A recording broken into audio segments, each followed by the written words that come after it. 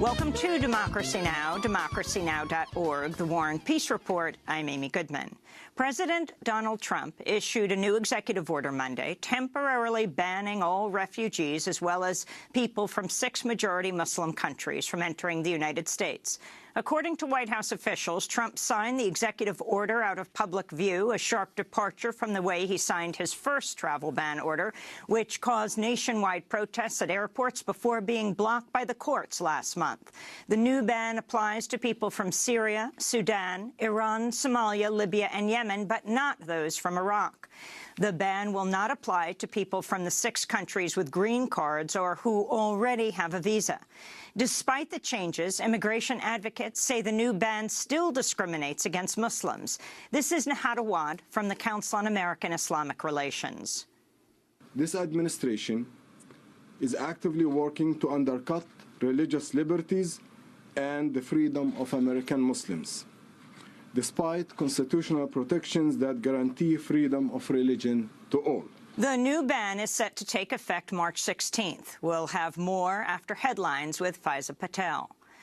Israel passed its own travel ban Monday, barring supporters of the boycott, divestment and sanctions movement known as BDS from entering Israel. The BDS movement's an international campaign to pressure Israel to comply with international law and respect Palestinian rights. The Israeli parliament voted to ban non-Israelis from entering the country if they or any organizations they're a part of support the boycott. The law also calls the BDS movement a, quote, new front of war against Israel, unquote. House Republicans unveiled legislation to repeal much of the Affordable Care Act Monday, including its expansion of Medicaid.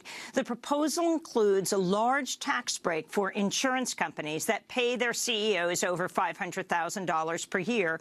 It also defunds Planned Parenthood and eliminates abortion coverage. The Republican proposal does retain Obamacare's requirement that insurers cover people with pre-existing conditions. However, it scraps the revenue-generating mechanism that makes this possible, the individual mandate, which required all Americans to sign up for health insurance or pay a fee. The proposal now goes to 2 House committees for review. Republican lawmakers have been facing increasing resistance from their own constituents over their vows to repeal the Affordable Care Act. Last week, thousands confronted Republicans at town hall meetings, including a meeting with South Carolina Republican Senator Lindsey Graham. Here's what we're going to do. Here's why we're going to replace Obamacare. Employers, affordable health care. Employers are eventually going to drop coverage, and everybody that worked for a company is going to go into a state exchange. We're down to one company. One company. You'll have no choice. Premiums went up 27. I tell you what, you're going to get kicked out in about 30 seconds if you don't shut up. Because I'm telling the truth. We'll have more on the Republicans' plan to repeal parts of the Affordable Care Act later in the broadcast. In a setback for the transgender rights movement, the U.S. Supreme Court has announced it's sending a landmark transgender case back to a lower court. The suit was brought by Virginia transgender high school student Gavin Grimm, who sued his local school district over its policy forcing him to use a separate single-stall restroom that no other student was required to use. In a one-sentence order, the Supreme Court vacated an appeals court decision that had ruled in Grimm's favor. The ruling comes less than 2 weeks after President Trump rescinded President Obama's directive telling public schools to let transgender students use the bathrooms matching their gender identity. We'll have more on the Supreme Court decision later in the broadcast with Gavin Grimm himself, as well as Chase Strangio of the ACLU. Secretary of Housing and Urban Development Ben Carson sparked outrage Monday when he described enslaved Africans as immigrants. That's what America is about. A land of dreams and opportunity. There were other immigrants who came here in the bottom of slave ships, worked even longer, even harder for less. But they too had a dream that one day their sons, daughters, grandsons, granddaughters, great-grandsons, great-granddaughters might pursue prosperity and happiness in this land. Dr. Carson's comments drew widespread criticism. The NAACP tweeted out simply, immigrants? Award-winning director Ava DuVernay tweeted, quote, their dream? Not be kidnapped, tortured, raped, forced to mate work for another's gain, torn from family and culture, she tweeted. White House Press Secretary Sean Spicer has now refused to hold a televised White House press briefing for 7 straight days. On Monday, there was no way for the public to watch Spicer's press conference, where he addressed Trump's unsubstantiated claims that President Obama had Trump's phones tapped during the 2016 election. At the briefing, Spicer offered no evidence but said, quote, "There's no question something happened. The question is it surveillance? Is it a wiretap or whatever?" unquote. In Toronto, organizers have canceled an event after learning that Kaiser Khan, the father of a Muslim U.S. soldier who was killed in Iraq, was reportedly told his travel privileges are being reviewed. The event had been scheduled to take place today. The Gold Star father and his wife, Ghazala Khan, were verbally attacked by then-Republican presidential candidate Donald Trump over the summer after the Khans took to the stage at the Democratic National Convention, where Kaiser Khan addressed Trump directly. Donald Trump, you're asking Americans to trust you with their future. Let me ask you, have you even read the United States Constitution? I will gladly lend you my copy. After Kaiser Khan's speech, Trump made fun of Ghazala Khan, his wife, suggesting she hadn't spoken on stage because she wasn't allowed to.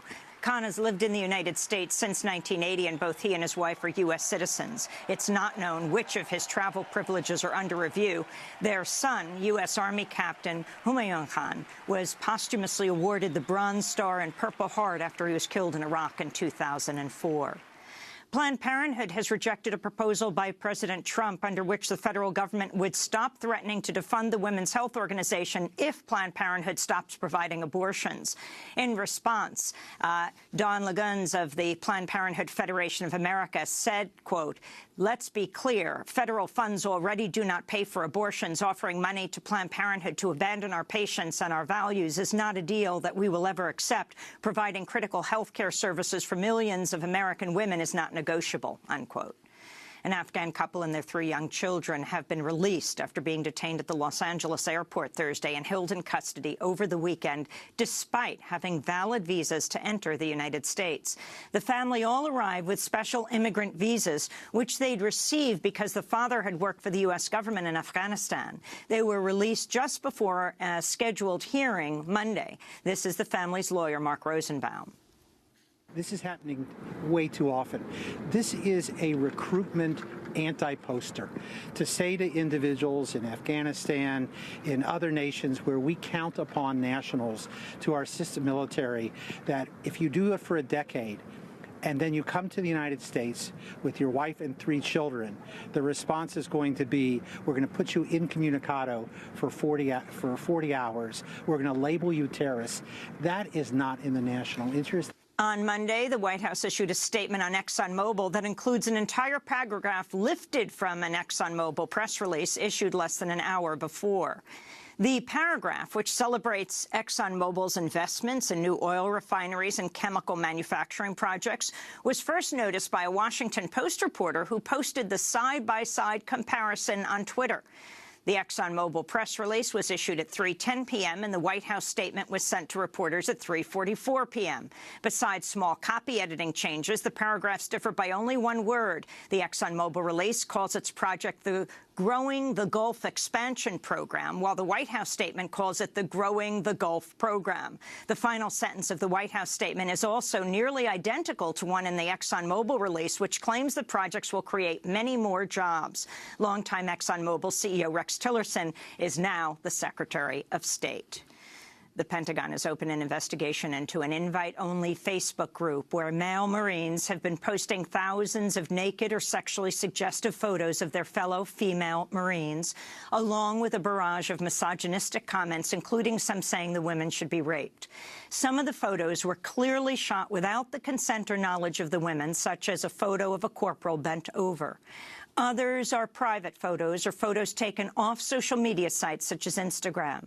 The invite-only group is called Marines United and includes 30,000 men who are active duty and veteran soldiers. The Naval Criminal Investigation Service, the NCIS, has launched an investigation, and the Marine Corps has warned soldiers they could face court-martial by participating in the group. A 2014 Pentagon report found the Marines have the highest rate of sexual assault of the U.S. Armed Forces, with an estimated 8% of active-duty female Marines experiencing sexual assault in 2014 alone. Dozens of schools have answered they'll be closing Wednesday for the nationwide Day Without a Woman strike on International Women's Day. The entire public school system of Alexandria, Virginia, has announced its closing after 300 women requested they off to participate in the strike. Schools are also closing in Chapel Hill, North Carolina, and in New York City. The Day Without a Woman strike was called by the organizers of the Women's March on Washington, the largest nationwide day of protest after an inauguration in U.S. history. And internationally, women's protests marking the upcoming International Women's Day have already begun. On Sunday, thousands of women took to the streets of Warsaw and other Polish cities to protest government plans to even further restrict abortion access. Meanwhile, thousands of women also marched in London, where human rights activist Bianca Jagger denounced President Trump.